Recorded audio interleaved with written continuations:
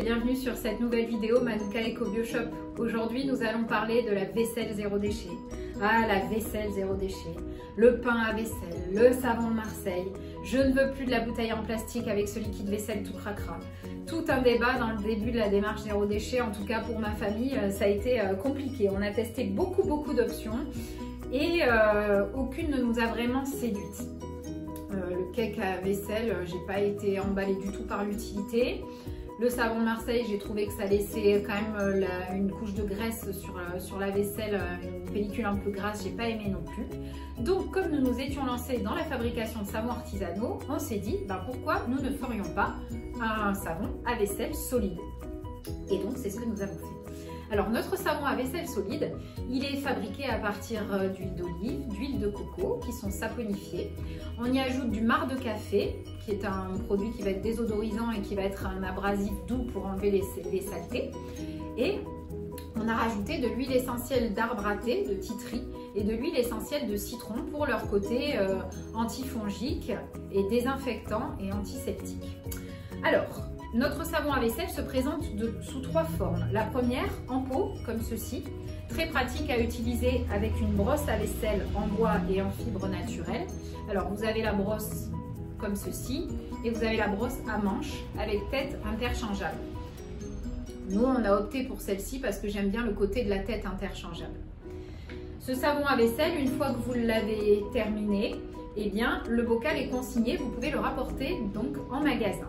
Si jamais vous avez acheté votre savon à vaisselle sur notre site internet, nous avons fait une forme ronde qui vous permettra de recharger votre bocal et de continuer à utiliser le bocal de départ avec la recharge. Alors, le côté en pot, c'est très pratique, c'est esthétique. Il ne faut pas oublier de vider le surplus d'eau une fois que vous avez fait votre vaisselle parce que si le savon baigne dans l'eau, il va se ramollir et il durera beaucoup moins longtemps. C'est un bocal qui est facile à utiliser, donc comme je le disais, avec la brosse à vaisselle, mais avec l'éponge, pas terrible. Donc du coup, nous avons sorti la version en pain. Il vous suffit de poser votre pain de savon sur un porte-savon ou bien dans une petite boîte si vous en avez une, mais surtout vous videz bien l'eau une fois que vous avez fini de faire votre vaisselle.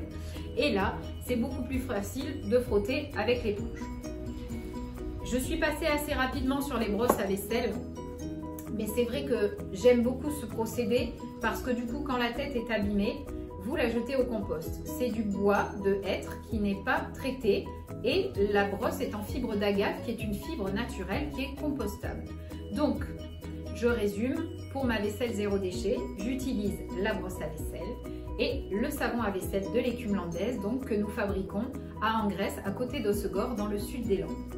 Vous pouvez retrouver nos produits pour la vaisselle zéro déchet sur notre site www.manukaecobioshop.com et à la boutique à Cabreton au Pont-la-Jus. N'hésitez pas si vous avez des questions ou si vous avez besoin de rajouter votre grain de sel sur les astuces de vaisselle zéro déchet, vous pouvez les laisser en commentaire. Si la vidéo vous a plu, n'hésitez pas à liker et à partager et à tester notre produit surtout. Pour le partage d'astuces, vous avez notre groupe Facebook Cuisine et recettes des zéro déchets.